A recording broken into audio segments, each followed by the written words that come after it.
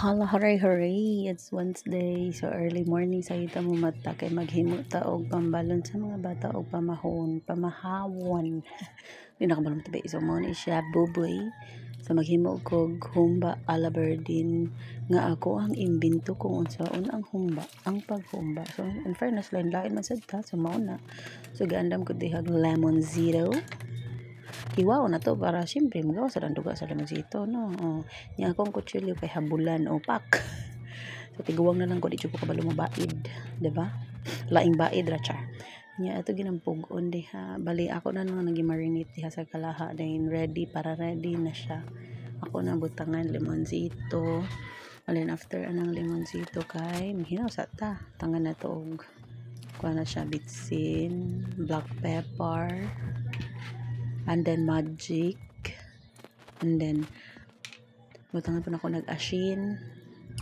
Baligi marinate na ako siya dito sa kalaha, and then gamayng toyo para mo brownish pula ba na, and then suka gamay good, and then imekos-mekos natin yan. Imekos nang hinaw ko gahapon ako nang hinaw and then after that itakang na siya, then pasigaan. So huwato na to na siya brownish na nawa na aron ma-brown na aron pak. Diba? Na brown na siya. So ato nang pahubason ng iyang katok ng marinate ganiha. So nag-add na ko daan o bombay o ahos. Then tanawa na gwapa na kay na. Diba? Humot na kay na siya. Landog na kay ang kahumot ana char. Yan, ubas-ubas naman na siya. Mugawas na ng iyang mantika ana kanang lawas sa bahaboy na ron ang iyang mantika mugawas. So mao na igisan na ko. So mao na siya. Igyan na ni mag okay pero pisik man siya takloban ako. And then human okay na siya. So pa brown na siya, apit na siya. Pwede na siya butangan nako og ahos og bombay. Natagak po jud akong bombay.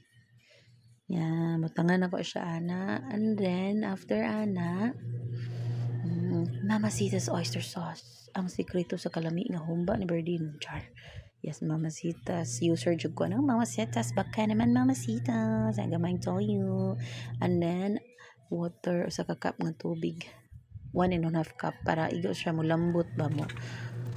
Mahumok-humok di ay iyang baba. Then, ato ng timplahan og timpla na ko kay ko ra bitsin, magic, and black pepper. Di na ko mambutang og asin kay na naman siya oyster and patis. So ana tama-tama ang lasa.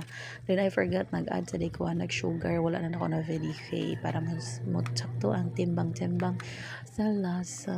Yes, ano na siya, pasagdahan na nako siya para tanawam lapot-lapot na iyang sabaw. And next maghimo ko para pamahaw. So kani siya kuha na good ni biplok itlog i-mix dali kay nang trabaho mo na ilang ipamahaw kay kadto para lunch man to nila. Ana i-scatter na nako para ma-flat sa na siya para maluto gina siya. Crispy ang isa kakilid kay may gusto sa kong junakis.